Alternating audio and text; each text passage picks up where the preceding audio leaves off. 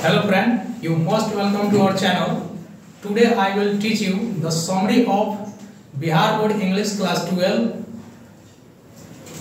So let's start. देखिए first lesson आपका है इंडियन सिविलाइजेशन एंड कल्चर।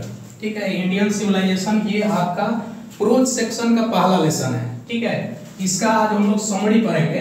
पहले ये आपका बेसिक इंफॉर्मेशन है, जिसके राइटर कौन है, महात्मा गांधी जी हैं, और जिनका जन्म जो है 2 अक्टूबर 1869 पोरबंदर जो कि गुजरात में है वहां हुआ था, और इनकी मृत्यु जो है 30 जनवरी 1948 कंपाउंड इन बिरला में हुआ। तो आइए समरी को देखते हैं। यहाँ से आपका समरी है, कह रहे हैं कि this essay Indian civilisation and culture written by Mahatma Gandhi. ये आपका एसे है, ठीक है, ये आपका इंडियन सिविलाइजेशन कल्चर जो है क्या है, आपका एसे है, ये क्या है, निबंध है, और जिनके राइटर कौन है, महात्मा गांधी जी हैं, who is known as father of nation. ठीक है, इन्हें हम लोग क्या, महात्मा गांधी को राष्ट्रपिता के नाम से जानते हैं। He was born on 2 अक्टूबर 1869। ठीक है, इनका जन्म जो है 2 अक्टूबर 1869 को पोरबंदर गुजरात में हुआ था। In this essay, Mahatma Gandhi is highlighted the silent feature of Indian civilization and culture। देखिए इस निबंध में महात्मा गांधी जी हाईलाइट किए हैं साइलेंट फीचर यानी मुख्य विशेषताओं को, किसके, इंडियन सिविलाइजेशन एंड कल्चर, भारतीय सभ्यता और संस्कृति के मुख्य विशेषताओं को क्या किए हैं, हाईलाइट किए हैं। आगे नेक्स्ट पैराग्राफ है, he says that foundation of Indian civilization is far better than the western civilization। ठीक है, वे कहते हैं फाउंडेशन वो कहते हैं कि इंडियन सिविलाइजेशन जो है आपका कल्चर, भारतीय सभ्यता जो का जो फाउंडेशन है, फाउंडेशन भी होता है new, foundation new, for better the western civilization, यानी हमारी सभ्यता की जो फाउंडेशन है वो वेस्टर्न सिविलाइजेशन से कहीं बेहतर है। ठीक है, कहीं बेहतर है। And our civilization can not be beaten in the world, और हमारे सिविलाइजेशन यानी हमारी सभ्यता को दुनिया में कोई भी पीछा नहीं कर सकता है। बिकॉज क्योंकि we are following the path that our ancestor made for us। देखिए क्योंकि हम लोग उस पाथ पे चलते हैं, उस रास्ते पे चलते हैं जो हमारे एंसेस्टर ने हमारे लिए बनाया है, यानी हमारे पूर्वजों ने जो हमारे लिए पाथ बनाया है उस रास्ते पर हम लोग चलते हैं। ये सेकंड पैराग्राफ है। आगे नेक्स्ट देखते हैं, there is a charge against us by western people। देखिए ये जो वेस्टर्न पीपुल हैं, वेस्टर्न पीपुल जो है हमारे ऊपर चार्ज लगाते हैं, ठीक है, हमारे खिलाफ बोलते हैं कि that we are ignorant and स्टोलेड।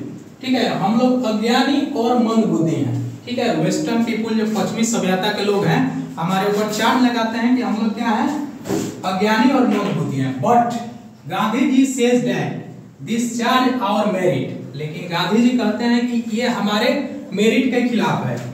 We can also do everything, but our civilization does not give us permission to do so। ठीक है, हम लोग भी सब कुछ कर सकते हैं, ठीक है, हम लोग भी कुछ भी या सब कुछ कर सकते हैं, but our civilization हमारी सभ्यता जो है हमें ऐसा करने की अनुमति नहीं देता है। ठीक है, आगे है paragraph, Gandhi ji said that our ancestor preferred villages to cities।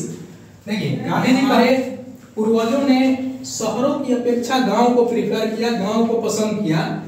Because क्योंकि they knew cities and full of vice, crimes, robbers and thief. क्योंकि वे जानते थे ये जो शहर जो है वो भरा रहता है, ठीक है, विद्रोहियों, अपराधों,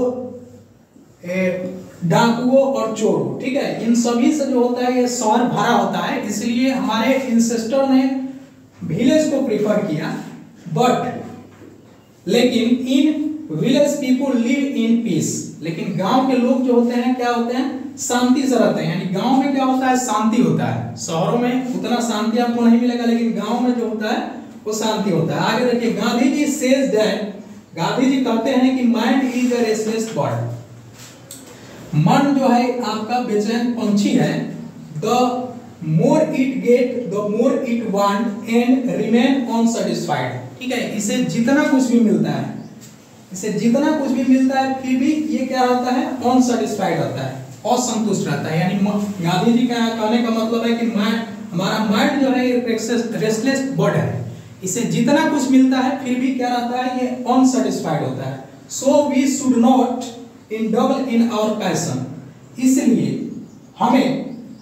हम हमारे पैशन में इंडल्ज नहीं होना चाहिए, यानी हमें अपने जुनून में शामिल नहीं होना चाहिए। यानी गांधी जी का कहने का मतलब है कि mind is a restless bird. ठीक है, the more it get the more it want remain unsatisfied, यानी हमें जितना कुछ भी मिलता है फिर भी क्या रहते हैं, हम लोग अनसेटिस्फाइड रहते हैं। बल्कि ऐसा नहीं होना चाहिए, हमें या हमारे पास जो कुछ भी है वो उतना में ही हम लोगों को एंजॉय करना चाहिए। कोई जरूरी नहीं कि दुनिया में जितना है वो सब कुछ, यानी सब कुछ मेरे पास ही हो। ठीक है, ये अपने पैशन में क्या होना चाहिए, इंडल्ज नहीं होना चाहिए, हमें अपने जुनून में शामिल नहीं होना चाहिए। तो ये आपका फर्स्ट लेसन जो है आपका क्लास 12 का ये समरी जो है, आई होप आपको ये समरी समझ में आया होगा। तो मिलते हैं फिर नेक्स्ट समरी में। Thank you.